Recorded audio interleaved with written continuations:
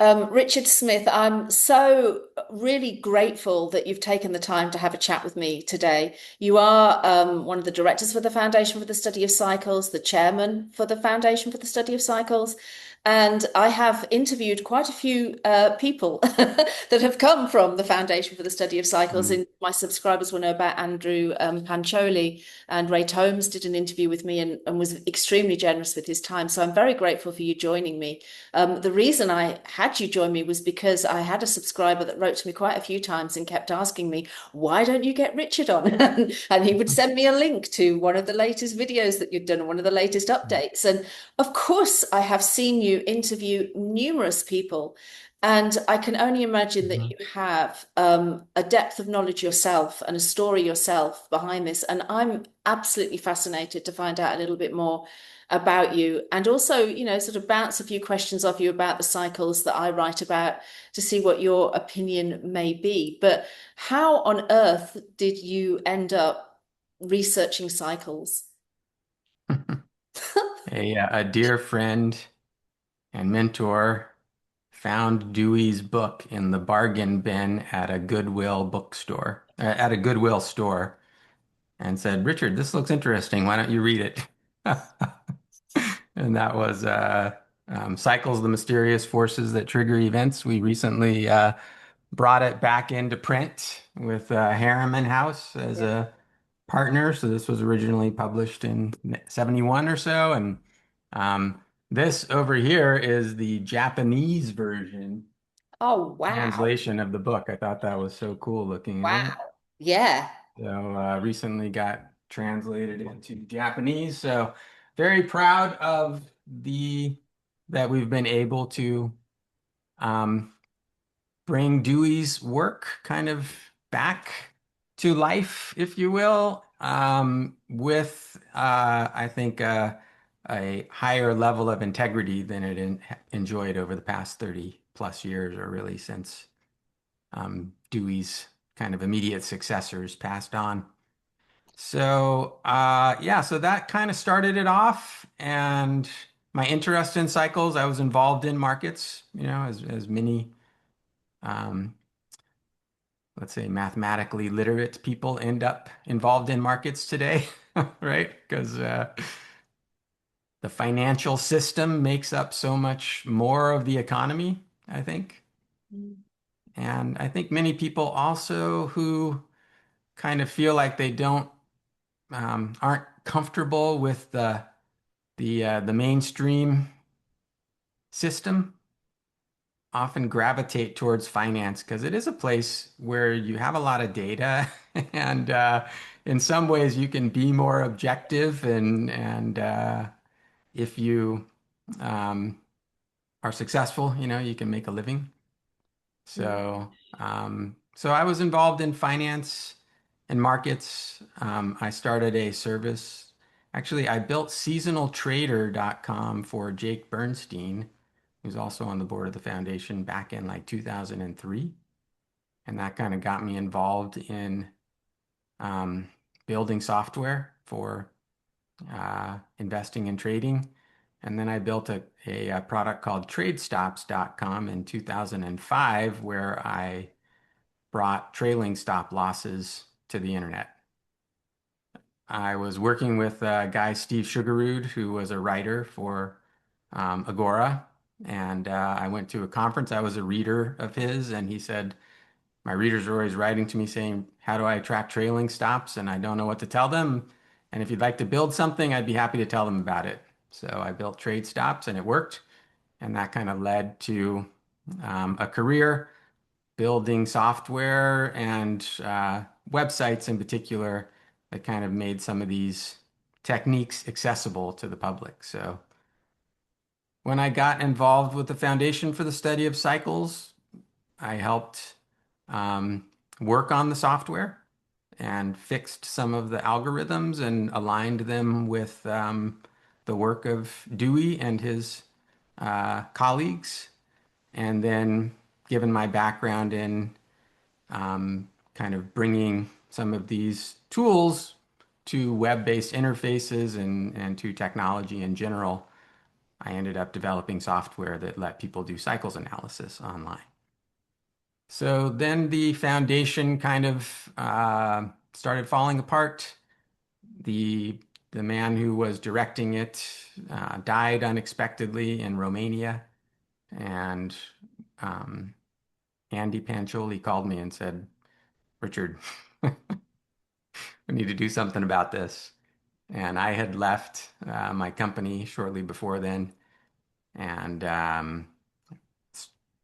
we recovered the assets of the foundation and have been rebuilding it for about 7 or 8 years now. Mm. And it's remarkable because anybody that joins the foundation, and I've been hovering around it for many years, and Hmm.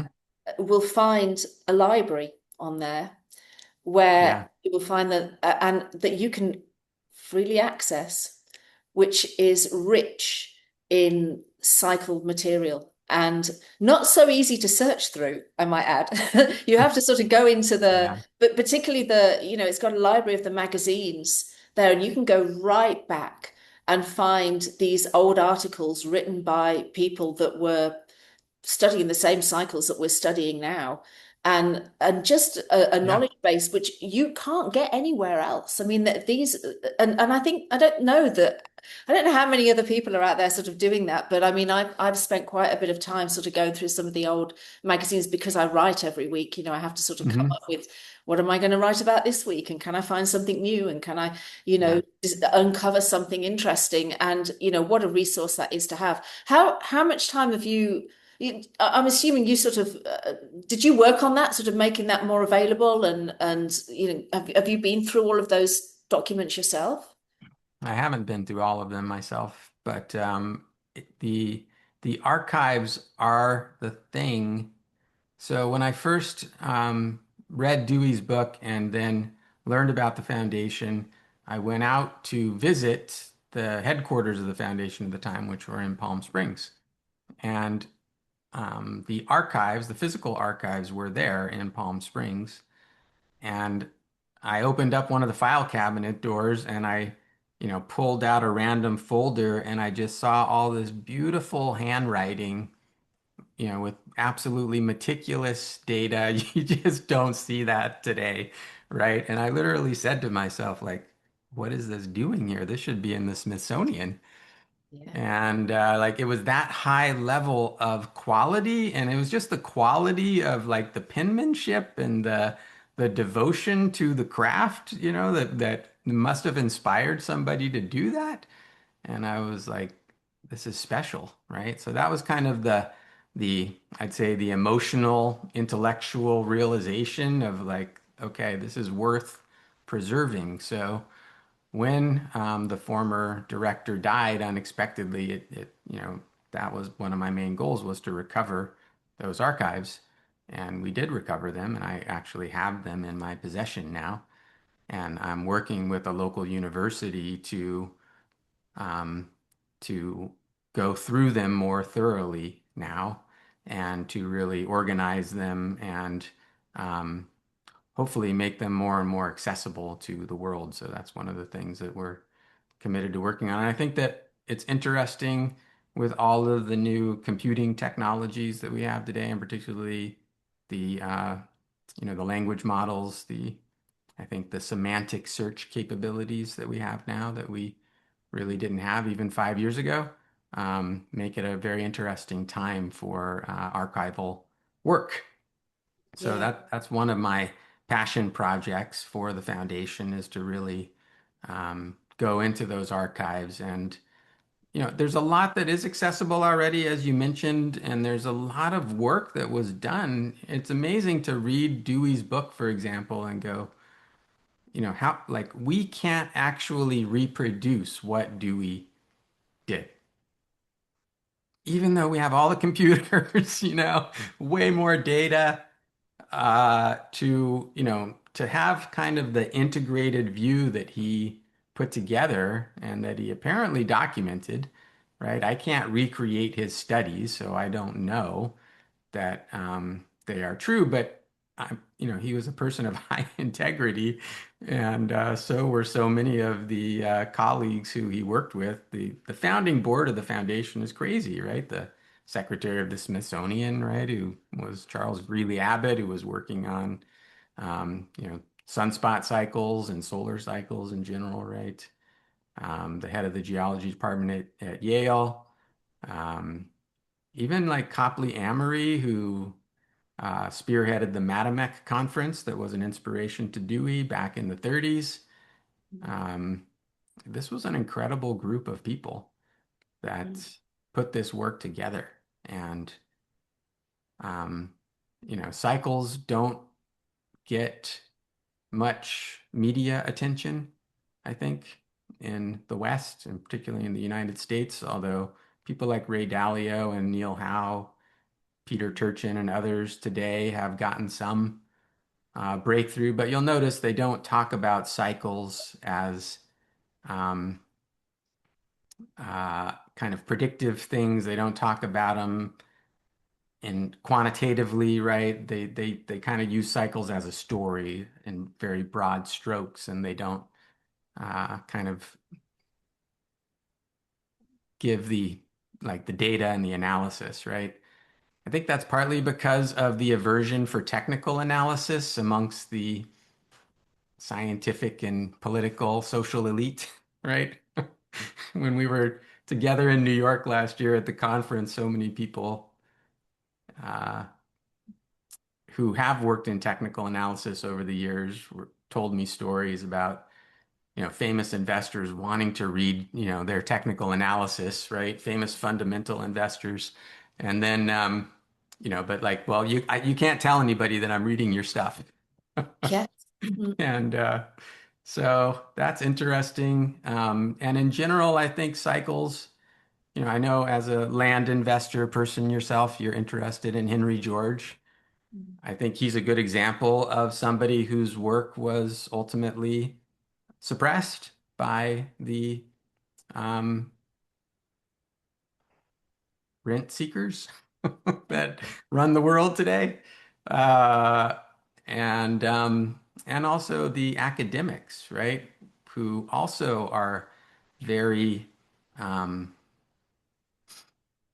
invested, I guess you'd say, in this paradigm of experts and, only uh, um, a small handful of people are the ones who can really give you the answers.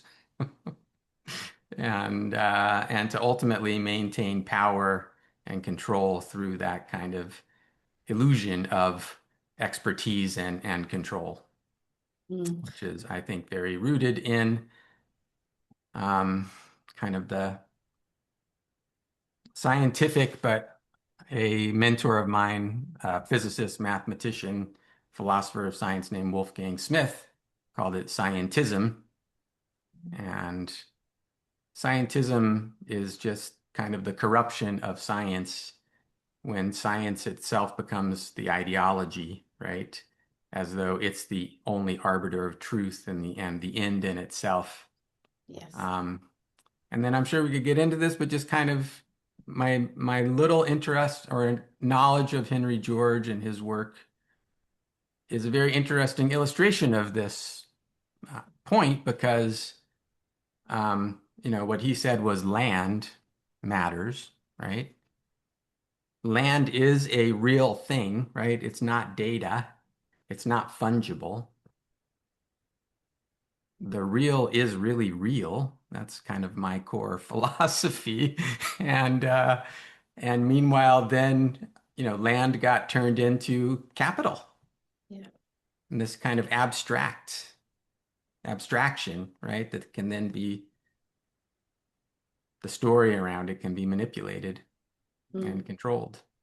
And Mm. so I think that kind of path that we've been on for 500 years civilizationally, where we're kind of taking real things and then abstracting them and then manipulating those abstractions, which we do in the cycles world, right? I mean, Fourier analysis, spectral analysis, it is a measuring and a kind of, Mm. stories of abstraction. But if you remember that they really are abstractions, they're not the real thing, Mm. that they're a derivative of something real. Mm. I think that's very important, and I think that's a tough message to get through in the world that we're living in today. Yeah, very, very good. Thank you so much for that reply. Gosh, I could dig into numerous things that you've said there. Hmm. I mean, I think what was interesting about Henry George was that his book, Progress and Poverty, which, was only outsold by the Bible at the time and translated into numerous languages, was Hmm. about what is the cause of the boom and the bust cycle? What is the cause of the depression, a depression, and why does that happen? Why Yeah. is it that we have progress and yet we have increasing poverty alongside progress, and we hear that now. We hear that, robots and AI is going to replace all jobs, but yet we have an increasing amount of, well, I mean, poverty is tackled in a different way now, but we still have a huge poverty problem and a huge um, welfare issue. Yeah. And what was interesting, was very interesting because you couldn't really argue his case against his case.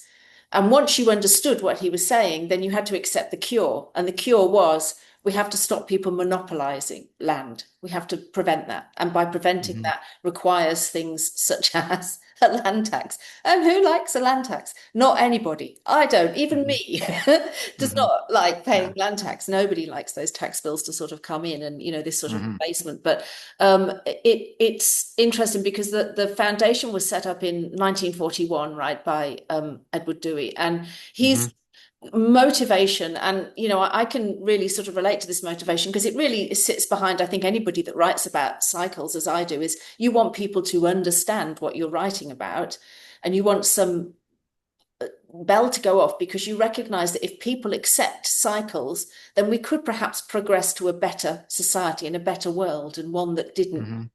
have us speculating all the time and monopolizing in order to, fund our retirements or whatever else. But he Hmm. set it up with this idea of putting a scientific rigor behind cycles. And I have recently been commissioned to write a paper on the land cycle and put that Hmm. same scientific rigor behind it. And how Hmm. difficult it is to say, okay, here's a cycle because I've looked at this price data and I've recognized that there's a boom and a bust that averages around 18 years, and you can give all the history for it. Hmm. But to give the cause for it, that's where you start getting into Hmm. how can I prove what the cause Hmm. is about this cycle. I remember reading Samuel Benner's book, and he sort of did this same kind of fluffy language, which is, I've just looked at all Hmm. this price data and I've noticed this. Hmm. And Hmm. obviously he correlated to esoteric things. But have you thought Hmm. about that? I mean, how do you put scientific rigor behind, because that, I think that's what people shy away from, is the thought that there might be some higher force that is locking us into a predictable future. And the idea that you can Hmm. predict the future to some extent takes away free will. I don't know what your thoughts are. Right. So scientific rigor is a interesting ideal, right? Um, and in general, science is the kind of study of visible marks. Okay, so let me talk about quantum physics for just a minute, if I may. Please So do. in quantum physics, because this was what my mentor Wolfgang Smith was specializing in, and he wrote a book called The Quantum Enigma, right? Because in quantum physics, you have this paradox: is it a wave or is it a particle, right? And the way that quantum physics experiments are done, usually, or one of the ways, for example, is shooting a electron out of an electron gun and having it go and pass through some kind of medium where the particle can be detected, right? But the way that the particles appear on that detection screen are in a wave-like structure, as though there were some wave-like interference patterns, you know, that determined where the dots were going to be on the screen. So if you think about that, there is a there are dots on the screen. That's all people are actually seeing are dots on the screen. Those are the data points, right? The observations. And observations are always made by humans, and they're always one at a time. Okay. So quantum physics is the ultimate in scientific rigor in terms of like experiment and outcome and measurement and everything. And then there's this theory, right, that says how the particles are distributed, right? What's the cause of the particles showing up this way, being observed this way, right? So if you want to study the land cycle, right, you're going to be looking at economic data. You're going to be looking at measurements that some human being made that uh, that were then quantified, right? And those will be your data points. That all science is based on that. Observations that are then quantified and then trying to find the underlying patterns that determined why we observed those things. So in quantum physics, the thesis today is that there are these waves and you interviewed Ray Tomes. He thinks the waves are actually a physical thing. Um, there's lots of different ideas about what the waves are, but whatever they are, they're not visible, right? So they're an invisible explanation for visible signs. So when we talk about science and scientific rigor, taking it with the land cycle, right? You're going to have these observations, but then it's always a human being again who is giving the narrative about what explains those observations. So, this idea that scientific rigor is somehow this objective ideal that kind of stands outside of human narrative, of human explanation, is itself a false idea. Okay? It's a false ideal. It's an abstraction of an abstraction, right? So I don't think that we should um, approach science that way. I think we should make the observations and then give certainly our um, interpretation of those observations, and we can, collect the observations of others and study them and put forward hypotheses. But they're always hypotheses, right? And um, So that I can't remember exactly what your original question was, but in terms of kind of like studying the land cycle, applying scientific rigor, with cycles in general, right? I'm keenly aware that we're never going to have a perfect system, right? We're never going to have a complete system, a complete knowledge of anything. So my PhD work was literally in systems science and so-called complexity science, right? Where, I studied all the algorithms, chaos, genetic algorithms, neural networks, all the stuff that's basically part of AI today, right? I was doing AI back in 95 to 2000 in graduate school. And I could see in the midst of that experience, like, okay, I'm the one who's going to be able to kind of manipulate the data, run the models, and put forth these explanations, like, oh, uh, chaos is in the mathematical sense, right, is how the world works. It's what the world is. It's not, chaos is just a mathematical formalism that doesn't have any evidence about what the world really is, right? So, um, I'm interested in part of my interest in cycles is not that they are going to be finally the answer to the kind of mechanical question of, how to predict things, right? How to control things.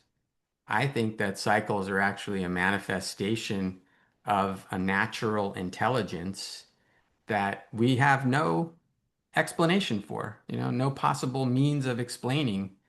because even our own intelligence to like analyze something and with one's intelligence, you're always standing outside of that system that you're analyzing. Mm.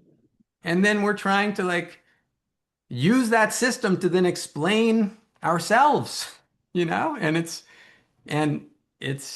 an impossibility, right? Just from a logical point of view, it's impossible. It makes no sense. And yet that is what we're engaged in today, right?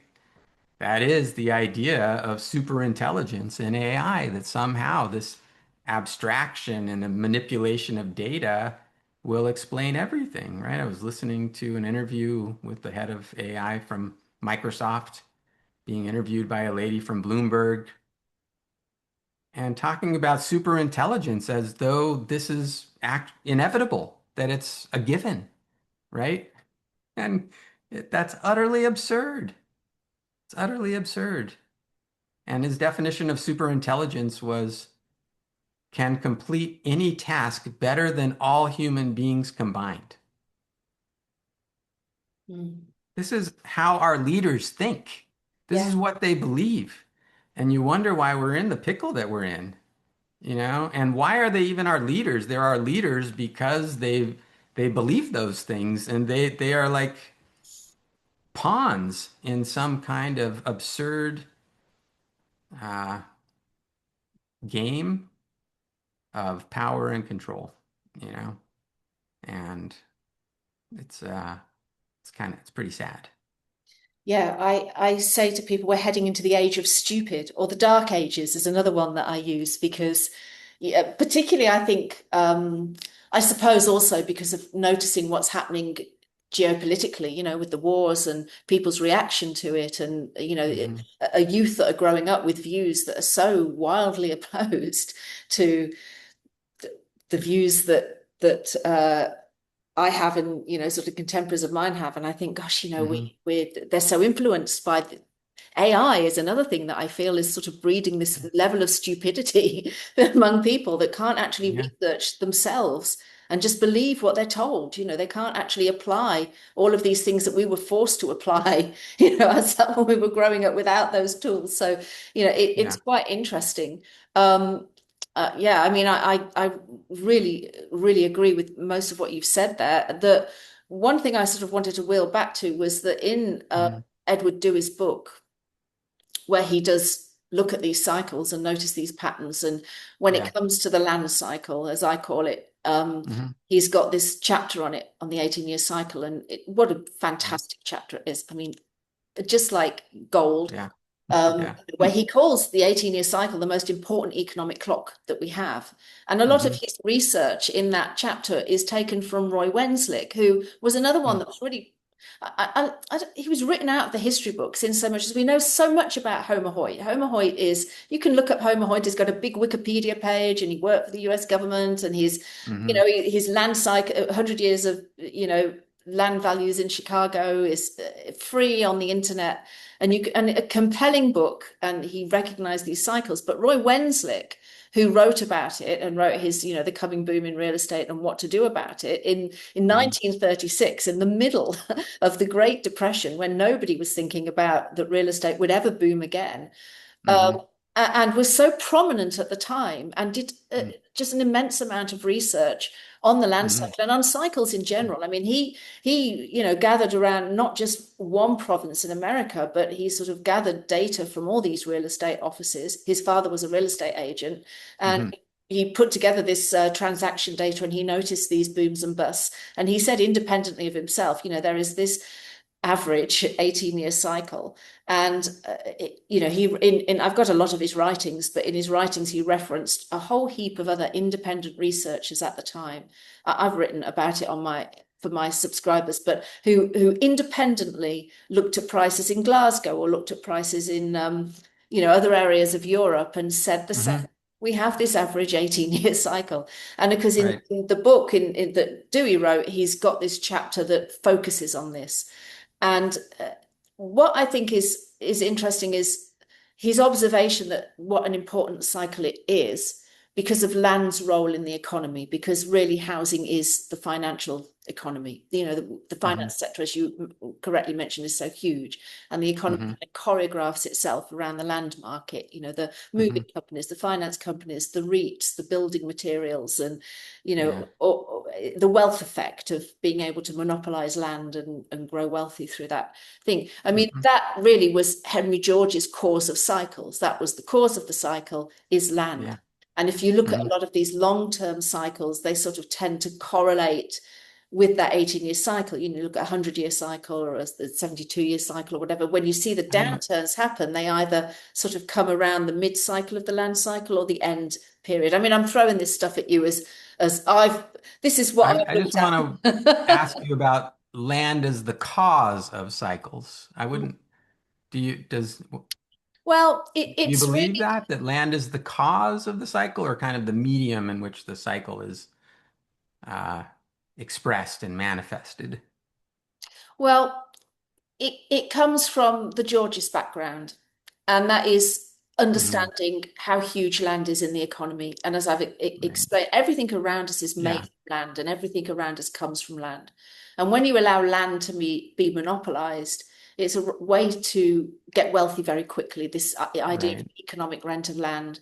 But it does seem like it's sort of like a monopoly cycle, right? The monopolization, the Well, behavioral elements of the monopolization cycle there, which all kind of take place in, I mean, I know there's the lunar nodal cycle that's 18.6 years, but it's pretty close to the kind of the 20-year generational cycle too, right? Of the Neil Howe and his idea of four generations and the fourth turning, et cetera, right? So kind of a cycle within that cycle.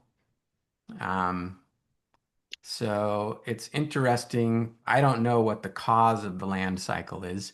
I am persuaded that there is a land cycle, and I believe that that is in large part because land is the only real thing that in that economic system, right? That it so I'm to me, that's evidence, that real things matter, right? That super intelligence is BS because it's not a real thing. And real things matter. And so ultimately, the fact that land is real is what makes it kind of the focus of that kind of collective behavioral uh, repetition or cycle. well, I think the way that anybody that studies the land cycle, or I mean, I suppose I'm talking about myself and Phil and Akil, Hmm. because we all sort of came from the same route, which Hmm. was Georgism. It's how we sort of came across um, why we consider that cycle to be the most important cycle of all. And Hmm. it's not so much that I would say it explains why it's 18 years. It correlates with that 18-year cycle. But the Hmm. fact that you're allowed to monopolize on land and the fact that the economy is choreographed around it, so that when Yeah, the land is right. booming, a lot of Yeah. offshoots of businesses that tie themselves to land are booming. The fire sector, as Michael Hudson spoke about, finance, Hmm. insurance, and real estate, and then all the Hmm. other, particularly in Australia, it's such a huge part of the Australian economy, land Hmm. construction. It is in Right. America. I mean, it's Yeah. the same. Yeah, for sure. So, the idea is that when you have land, when you allow that monopolization on land, it's going to cause a far greater depression at the end of that cycle when the land prices crash, because it's going to not just impact one sector of the stock market, it's going to impact all the mum and dad investors and all the businesses that are around that and Yeah. all the little people. And I think that's why we would be saying, well, this cycle is very important because what the land cycle tells you, there's two recessions in it, one that comes around 7 years into that up wave, 7 to 9 years in, and then one that comes Hmm. around the end. And it's so close to that 20-year cycle. The periods of, you would see it the same because it's an average, right? It's not like it's an exact. So you would say, okay, 2010 was a downturn, but perhaps that also correlated Hmm. with the 20-year cycle and the fourth turning, as you were talking about. So, Yep. but the fact that land was involved in the speculation pulled it into a much greater depression at the end. Whereas in the Yeah. mid-cycle, it's not going to be such a great depression because or it's going to be one that quicker recovers, like we saw during COVID, or like we saw in the Hmm. early 1980s, which was a very Hmm. bad recession, but it was quickly recovered. So I think that's Right. how I view it. It's a very Hmm. interesting points that you raise because it comes down to the fact of, well, why 18 years? And why would Yeah. that be such a significant number? And as you say, the moon, which is closest to us, has this nodal cycle. So it could be that that has a lot of influence on people's behavior, as I think, Hmm. we'd be sympathetic to. And then Yeah. there's certain solar cycles that might fall into that. But Fred Harrison, his view of it, and he's written more about the land cycle than any of us, and did more Hmm. research than any of us, and predicted more Hmm. downturns accurately than most other economic commentators. In fact, I would argue he is the most accurate predictor of downturns just based on his count of the land cycle, not any Hmm. study of really much else outside of Hmm. land. Yeah. He put it down to the long-term rate of interest, the fact of how long it takes to Mm. borrow, to buy, to build, to sell off. The Right. Austrian Oh, that's economists interesting. blame it Yeah. on interest rates and There's that. But I've been following the work of Michael Howell. I don't know if you've come across him. We've, we've been collaborating with him some lately, and he has the 5.5 year liquidity cycle, which is very convincing, and the evidence is very strong for it. And he attributes it to, basically kind of the refinance cycle, right? That debt, the average kind of duration of debt is about 5 to 6 years. So, and then three of those add up to the 18-year cycle, right? So all of these things are interesting, and you did back earlier, kind of maybe just tying up this conversation around science and like Dewey's work, right? So Dewey was writing in the 40s and 50s, which was a time that was very influenced by physics. Richard Feynman was his ideal, his idol, right? The physicist, and even mentions in the book having spoken to Richard Feynman, and basically approaching the study of cycles as though it were a kind of physics, right? And I think we have to be careful about that. I think it falls under this paradigm of control and predictability. And I think that physics over the past 100 years has been kind of trapped in its own um, uh, paradigms, hasn't made a lot of progress. And I think my hope for cycles is that they will, yes, we'll see evidence of them in predictable ways, but I think they're trying to bring us back to, a more holistic and more natural understanding of of who we are and what the planet is and what you know the cosmos is, right? Um, and so I appreciate what Dewey did throughout his career. I don't aspire to the exact same kind of continuation of the work in um, that kind of physics mindset, right? I think that is important to do that work, but I don't think that we can regard that as the cause or the explanation, of why the cycles, right? What can we learn from cycles about who we are, right? And I think that and how the world works and what the world needs, right? Like, I mean, what's going on now with this AI spend is so tragic, right? That we're pouring resources into this pipe dream when what could we be doing with those resources if we actually had a real understanding of what was valuable in the world? right? And yet, for generations, all of our elite educational institutions, I went to one of them, I had to detox for 20 years Yeah. from that ideology,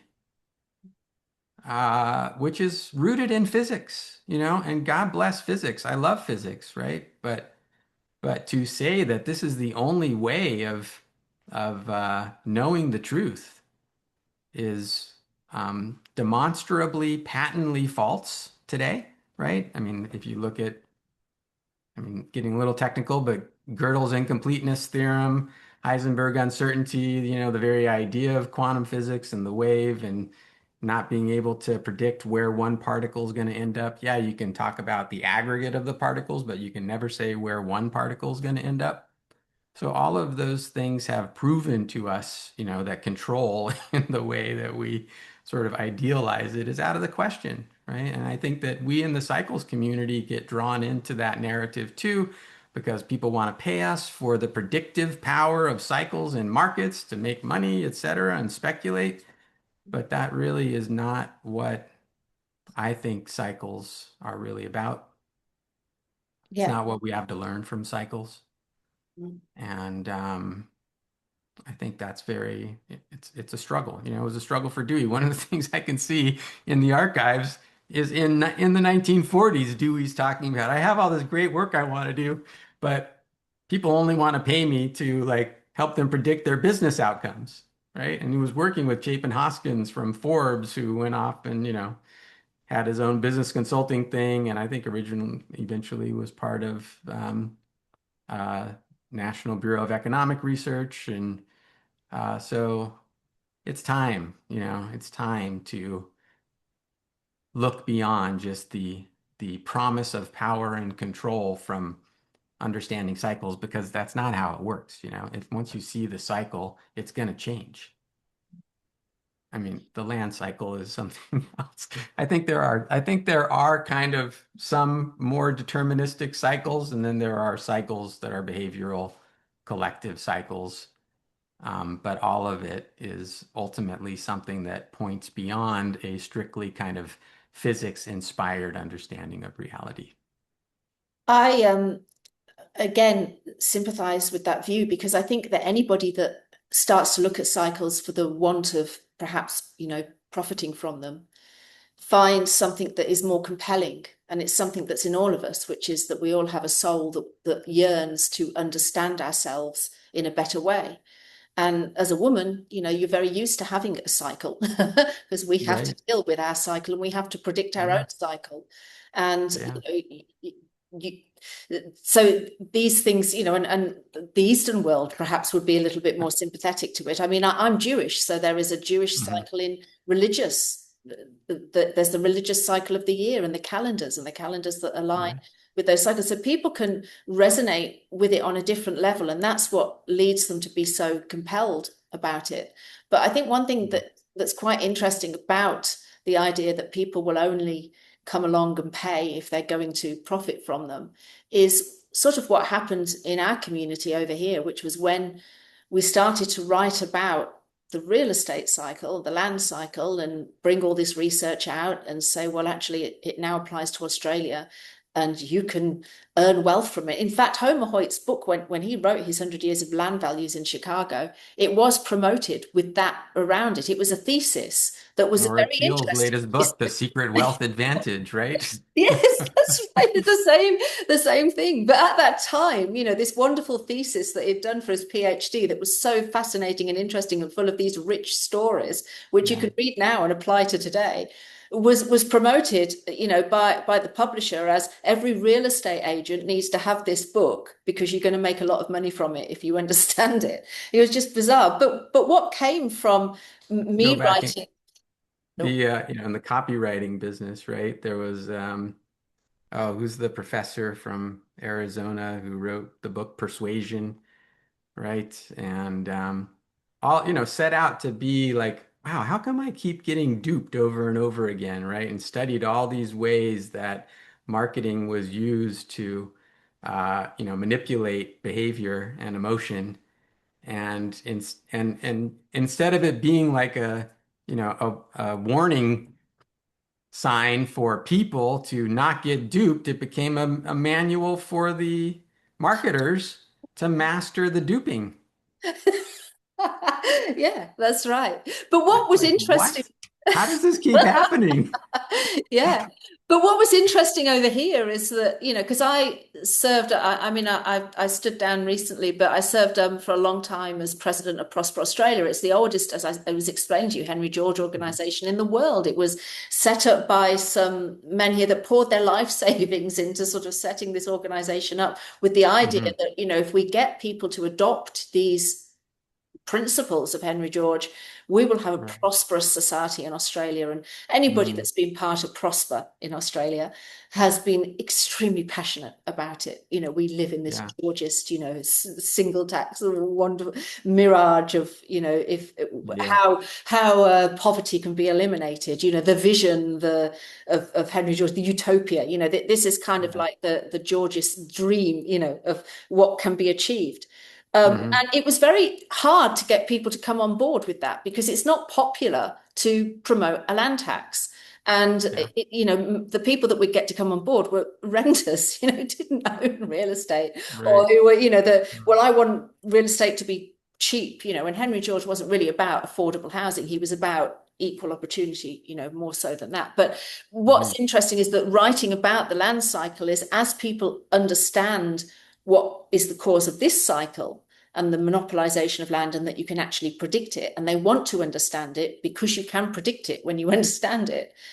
A lot of those people then became Georgists. So, and on the board of Prosper Australia now, we have people that are on the Hmm. board, that the treasurer and the current president on the board, there are people that came up because they were subscribers to the land cycle narrative. And then Hmm. the light bulb went off. So it kind of had a Hmm. effect of sort of converting people, if that's any comfort to Yeah. you know, we write about profits. But what Yeah. what with the foundation, it was set up by Edward Dewey. Do you try and influence politicians and say, hey, there's this cycle, and we believe that we're heading into a downturn, and we believe that you should look at our research because it would, like David Murrin does when he's writing about defense and he's sending off letters Well, the to. politicians haven't called me yet to ask about our research. Um, so I haven't engaged, I haven't tried to engage in the political sphere with cycles at this point. We're still in an early stage of reestablishing and rebuilding the foundation. And I think politicians, anyway, look, Arthur Burns was a big cycles guy. He was the head of the Federal Reserve. He did a terrible job. It's um again, I think we have to be careful about cycles as kind of this predict the treating cycles as though it's a physics. Hmm. So I think that the idea of Henry George, it's associated with a cycle, but it's really about land as a real thing, right? Instead of an abstraction, instead of just another form of capital. I loved those books by Fred Harrison and was it Mason Gaffney? Yes, correct. Talking about uh, what is it, neo-Keynesian economics, or, where there was that, clear, conscious act on the part of some economists to create this obfuscation and this sleight of hand, right? Um, which makes the whole thing seem mysterious and and then you have the magicians, who are the only ones who can explain it, namely the academic economists. Um, so I guess like the idea of that cycles are going to by themselves are going to like help politicians, I think it's just more about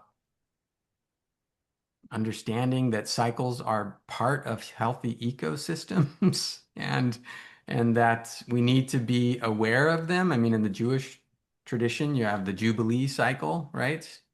Where all debts were reset. Um, that was a good example of a society and a culture saying, like, we can't pretend that these cycles don't exist. You know, we have to integrate them into our understanding of how society works. But in this day and age right now, that's a tough sell. You know, I, I am afraid to say that it seems like there's going to have to be some level of collapse and re uh, rebuilding with different people in charge than what we have today. Um, you know, and we are, I think, in this fourth turning period. I do think that the current systems have exhausted themselves. Doesn't mean that it can't go on for another 5 or 10 years or be artificially stretched out. You know, like we had 0% interest rates, for God's sakes. That is unreal. You know, I was listening to Michael Howell the other day saying, you know, like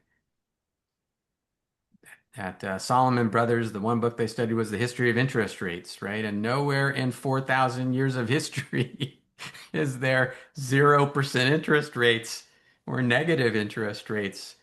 What does that do to the land cycle? That's an interesting question, right? Like, I know what it did to interest rate cycles. Interest rate cycles are going to impact the land cycle.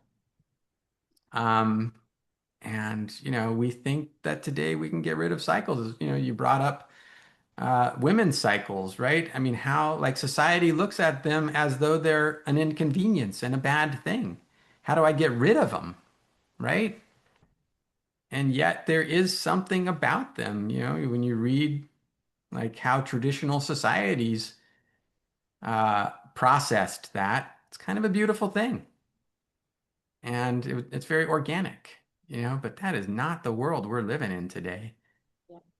Um, and it's so hard to see how on earth we sort of gradually get back there um, when we're so far down this path of control and just the very idea that we can think that somehow if we get all this data and all this compute, we're going to have super intelligence that is better than all human beings combined is really like sad, tragic, and frankly evil.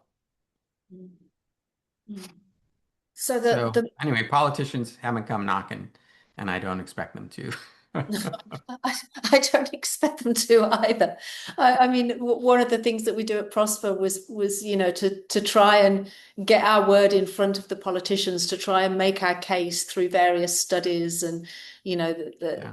but I mean and it has to some extent been successful, but not wholly successful. It's tinkering. There's bits So of something I've been involved with is called the Catholic Land Movement. ah And there's a very interesting movement going on right now that actually started back in the early 1900s. That was kind of a response to the industrialization, and particularly like after World War One, you know, soldiers coming back, they tried to get them back to the land. And then today you have the homesteading movement, right? And but if you uh, kind of combine that idea of like, you know, a relationship with the land, a relationship with what's real, a relationship with the cycles, right? That you're actually participating in the cycles rather than exploiting the cycles, right? I mean, everything we're doing today, even in the cycles world, is about how do I exploit this cycle so I can make some money off of it?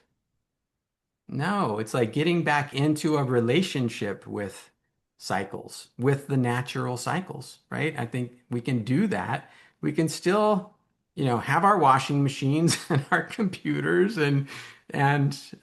but I think we have to find a way to, you know, understand that we have this kind of participatory relationship with cycles.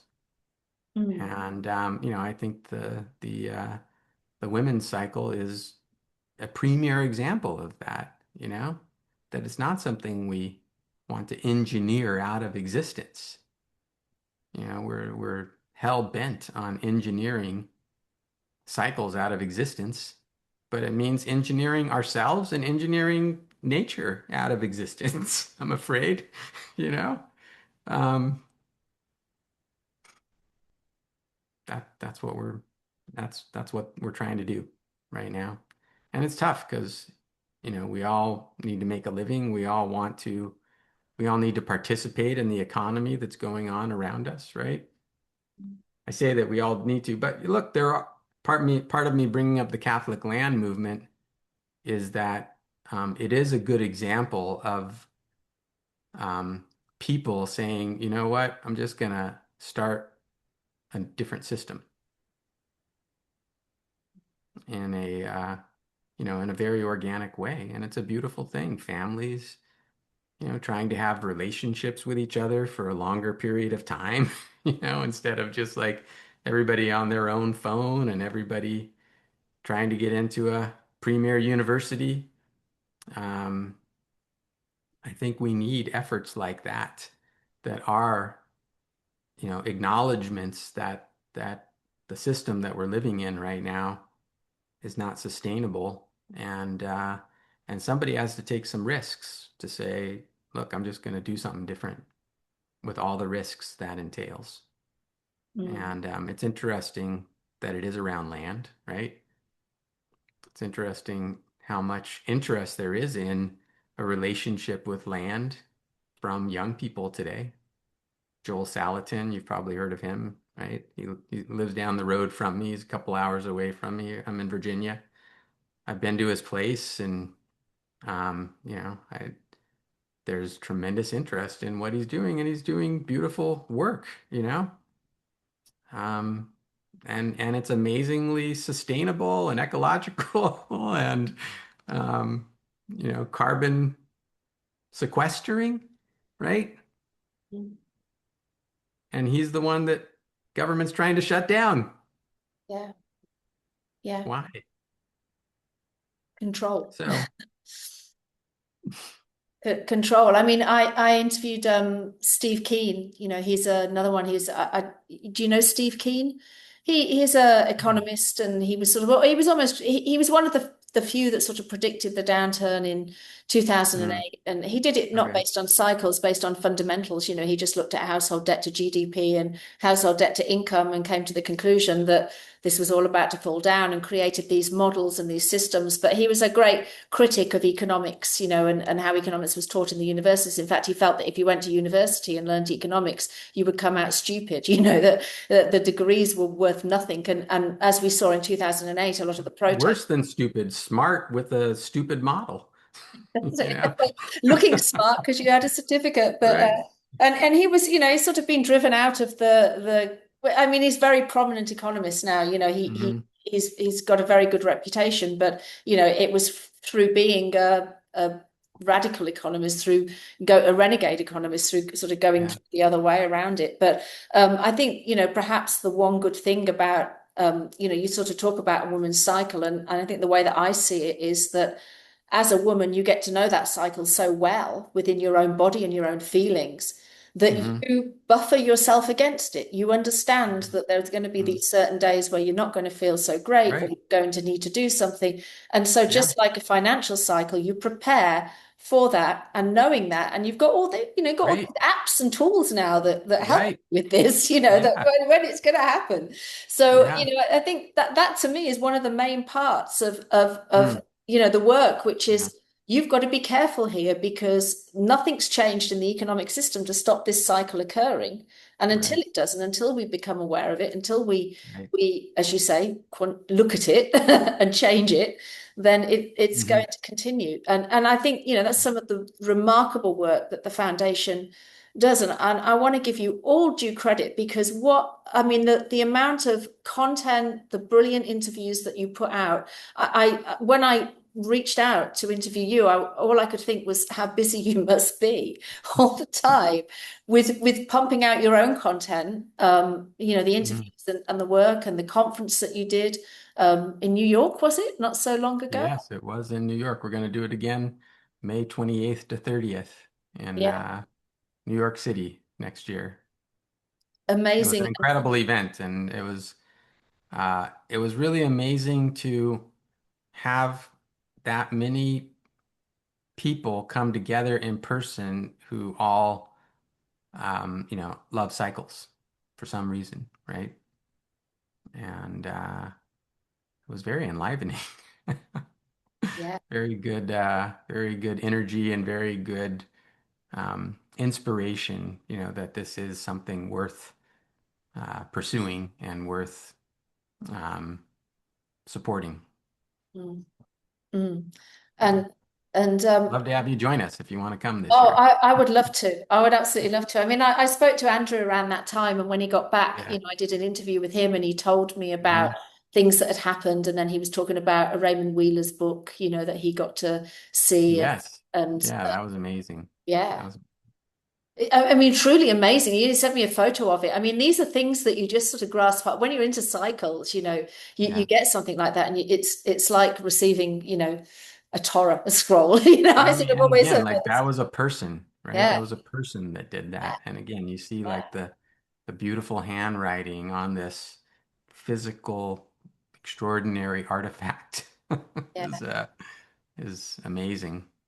Yeah, and particularly when you compare it to what we have today, and what's Yeah, I mean, how is it possible, like with all the technology and data and everything that we have, that it seems like it's harder to do something like that?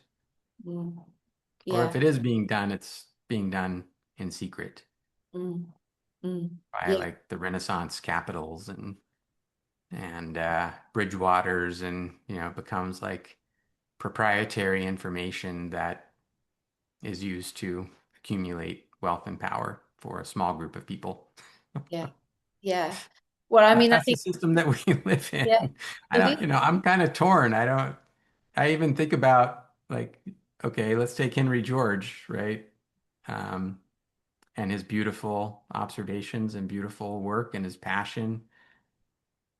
Uh, I think, I could be wrong, but I think there has been considerable alleviation of poverty in the past Yeah, 100 years correct, correct. without Henry George's solution, right? Well, some of it was done with some of his solutions, but I mean, in a way, we're in a different kind of poverty. Maybe it's not as material a poverty. I think it is a spiritual poverty. Um, but there is, it's interesting to think about why a very clear logical idea and observation like Henry George's hasn't taken root. And we can certainly speculate that there are conspiratorial reasons why that hasn't happened. And you don't even, I mean, don't even have, it's not particularly conspiratorial, right? There's a lot of evidence. Um, but there are, you know, we have to also admit that, there's been incredible progress over the past 100 years, that the system that we live in today, you have to give it some credit for having produced these technological marvels and productivity gains, et cetera, right? So it's not an easy knot to unravel. Mm, mm, Somehow we have to figure out how to have both. mm. Yeah, absolutely. I mean, Henry George was all about access to nature, allowing people to have access to land and not withholding that, because when you withhold the Yeah. commons, then no, Yeah. you can't feed yourself. And when you monopolize it, because land in economics is all natural, components of the economy. So it's the Right. minerals and the Yes. electromagnetosphere, or whatever you call it, that gives Right. us our internet. And that is when you monopolize those lines and that you know Yeah. areas of land, then that's where you can charge people a premium for access for basic goods, which is it's what we have in Australia. We pay a lot for our energy prices, and yet we have a mineral sector which is the envy of the world, from Western Australia. So Mm, It's interesting how these things come. yeah. But I mean, I want to give full credit to the foundation because there is no other body that's out there with someone like you sitting at the helm that has that motivation. I mean, I'm quite Mhm. surprised. I've never spoken to you before, and it's really heartening to hear that because I have the same feel. I think anyone that gets into cycles realizes that there is an importance that goes way beyond um, financial gain. And Yeah. it would be a sin to lock that up behind closed doors and only allow a few people to have access to it. So it's wonderful to see that you've got that. With people, how do they become members of the foundation? What's the next Mhm. step that they can take, when they want to find out more about cycles and you? You can go to cycles.org, cycles.org. Most of our content is delivered on YouTube these days, so at FSC TV on YouTube or Cycles TV. And get on our mailing list and follow along and get to know us. Buy Dewey's book. That's an easy one. Yes. And yeah, there's I think those are the main ways to start to learn more about the foundation and its history. Again, like an incredible origin story um, that we're slowly recovering. Yes. Yeah. Yeah. Well, thank you so much for your Thank time. you, Catherine. It's been a pleasure and very nice to meet you and learn about your work and hope you can make it to New York Oh, and wish you and your followers all the best. yeah. Thank you so much. Thank you. Really, really, truly appreciated. We'll talk again.